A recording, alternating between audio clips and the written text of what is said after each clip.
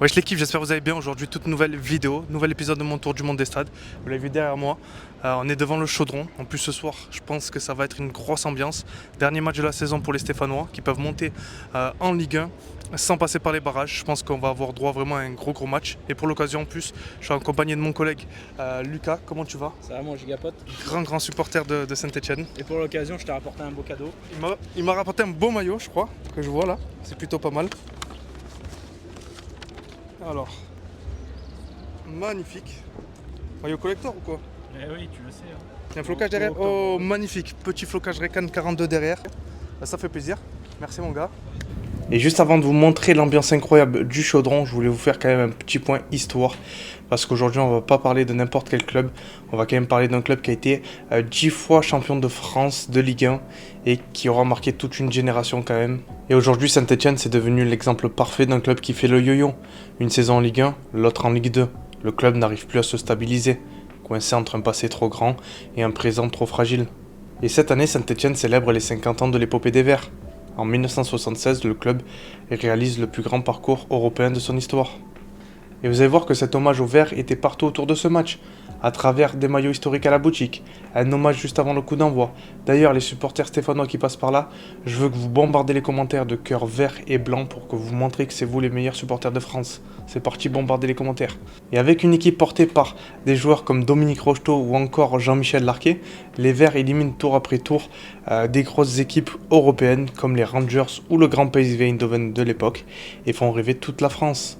À cette époque, le pays entier vit derrière Saint-Etienne. Et puis arrive cette finale mythique, en Écosse, au Hampden Park, face au Bayern de Munich. Et comment ne pas parler des mythiques poteaux carrés, probablement les plus célèbres de l'histoire du football français. 2 frappes stéphanoises viennent s'écraser dessus et changent peut-être l'histoire du match. Les Verts s'inclinent 1-0. Mais cette défaite transforme malgré tout le club en véritable légende du football français. Mais au fait, pourquoi les poteaux étaient carrés avant ? À l'époque, les poteaux carrés étaient la norme dans beaucoup de stades européens. Les cages étaient fabriquées en bois ou en métal, avec des angles droits, parce que c'était plus simple, plus solide à produire. Ce n'est que plus tard que les poteaux ronds se sont généralisés, notamment parce qu'ils étaient considérés comme plus sûrs. Voilà, la petite explication de pourquoi avant les poteaux étaient carrés. Mais aujourd'hui, le décor est bien différent. Saint-Etienne enchaîne les saisons compliquées et n'arrive pas à retrouver sa place parmi les plus grands. Entre mauvais choix, instabilité et pression autour du club, Saint-Etienne semble bloqué dans un cycle sans fin. Pourtant, malgré les défaites, les supporters continuent d'être là. Et justement, c'est ce qui rend ce club si particulier aujourd'hui. Bon les gars, ça y est, j'ai enfilé le maillot. Franchement, il est plutôt pas mal. Le petit octobre rose et tout, il est sympa. Petit badge Ligue 2. Voilà, j'espère que ce soir, ils vont quand même monter en Ligue 1, parce qu'ils le méritent. Voilà, j'espère qu'il va y avoir une bonne ambiance, commence à avoir beaucoup de monde. Et voilà, je vais vous filmer tout ça. Bon, Lucas, je sais que tu es un très grand fan de Saint-Etienne. Comme l'atteste ton petit tatouage là de l'ancien logo. Moi je l'aimais bien d'ailleurs ce logo là. Je sais pas ce que tu en penses d'ailleurs du nouveau. Tout à fait, c'est un très beau logo. Et le nouveau il est vraiment pas ouf hein. Il est différent mais on commence à s'y habituer. Ensuite j'avais une autre question, c'était ça fait quoi de supporter un club qui maintenant joue les bas de tableau, alors qu'on l'a connu quand même qui jouait régulièrement l'Europe et maintenant malheureusement ça joue souvent le maintien, voire la montée en Ligue 2. Ouais, tout à fait. Aujourd'hui, on a un projet, on a été racheté maintenant il y a 3 ans, qui a un peu de difficulté à se mettre en place par rapport aux promesses qu'on avait au début du rachat. Mais malgré tout, on espère une montée cette année et un projet qui tient enfin la route. Donc écoute, on croise les doigts pour qu'on monte ce soir et que le projet se mette enfin en place avec cette montée en Ligue 1. Voilà, j'espère aussi qu'ils vont monter parce que pour moi Saint-Etienne ça ne doit pas jouer la Ligue 2, ça doit jouer l'Europe, voire même peut-être le mieux tableau avant de parler d'Europe. Bon les gars, vous l'avez vu derrière moi, il y a la boutique du stade. Vous connaissez le rituel, on va aller se chercher notre petite écharpe pour continuer notre collection. Et je vous amène les points. Allez, c'est parti.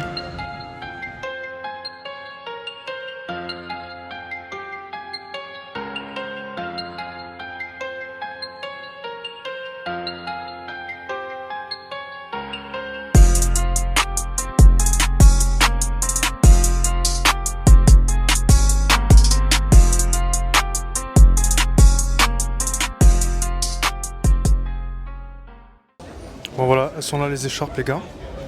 Franchement, je suis un peu déçu parce qu'il n'y en a pas une avec l'ancien logo. Il n'y a que le nouveau. Là, il y a celle avec l'épopée des Verts. Voilà, ça rend comme ça, elle est pas mal. Je pense qu'on va opter pour celle-ci, avec Allez les Verts. J'aime bien, elle est sympa. Il y a celle-ci aussi, mais ça me plaît un peu moins. De toute façon, vous verrez quand je suis sorti de la boutique celle que j'ai choisie. Voilà les gars, l'écharpe que j'ai choisie. Petite écharpe avec marqué Allez les Verts. Voilà, simple et efficace. Avec l'ancien logo, j'aurais préféré, mais bon, là on a le nouveau. Il passe quand même crème. Je pense qu'elle ira très bien dans ma collection d'écharpes. On va se la mettre directement.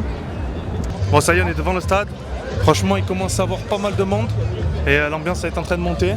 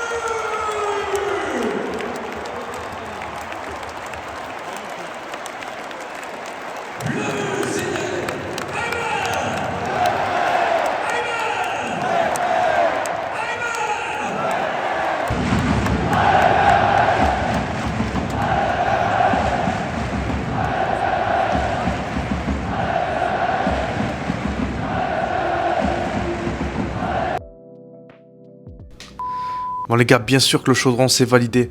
Franchement, c'était incroyable. Les supporters, ils ont chanté de la première à la 90e minute. C'était génial. Je me suis régalé. En plus, il y a eu 5 buts. Donc franchement, ça aussi, ça régale parce que d'habitude, on est habitué au 0-0 en vidéo. Là, 5-0, ça fait plaisir. Dommage, Saint-Etienne n'est pas monté directement. Il va devoir passer par les barrages. Donc voilà, je leur souhaite quand même de monter en Ligue 1 parce qu'avec ces supporters-là et ce stade-là, pour moi, c'est un club qui doit jouer en Ligue 1. J'espère qu'ils réussiront à monter. D'ailleurs, petite dédicace aux supporters stéphanois qui étaient à côté de moi pendant le match. Voilà, avec qui j'ai pu échanger, discuter pendant ce match-là. Donc, grosse dédicace à vous. C'était un plaisir. Donc voilà, merci pour l'accueil. Moi, je vous dis à la prochaine pour un nouvel épisode du Tour du Monde des Stades. N'hésitez pas à liker, commenter et partager. Voilà, moi, ça m'aide énormément. Ça fait avancer la chaîne. On se dit à la rentrée pour un nouvel épisode. Donc voilà, restez à l'affût. Activez la cloche parce que le prochain stade, je pense qu'il va être vraiment pas mal. J'ai pas mal d'idées en tête là. Et en attendant, on se retrouve cet été pour d'autres vidéos sur la chaîne. C'était Rekan, je vous dis à la prochaine.